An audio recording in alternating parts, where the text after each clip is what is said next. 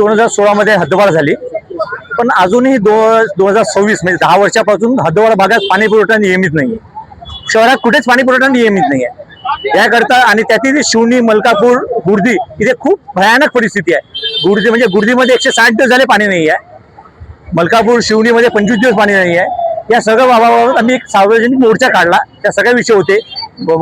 कुत्र्याचा विषय असो, डम्पिंग ग्राउंडचा विषय असो, घंटागाडीचा विषय, या सगळ्यासाठी एक सामूहिक मोर्चा काढला. पण त्यातला मूलभूत विषय होता सध्या पाणी टंचाईच्या विषयात 45 डिग्रीमध्ये पाण्याचा. याकरता आम्ही भेटलो आहे, आज आंदोलन केले, घागरखोर आंदोलन केलं. त्यानंतर आयुक्तांची उपायुक्तांची चर्चा झाली. सोमवारपासून मलकापूर, शिवनी, गुर्दीसाठी टँकर सुरू होणार आहेत, आज त्यांनी अशी घोषणा केली आहे. तो 8 दिवसात शिवनीचा जो पंपिंगचा प्रॉब्लेम आहे तो दुरुस्त होणार आहे. त्याकरता आम्ही आज आंदोलन केलं. आज आम्ही इथे घागर फोडले.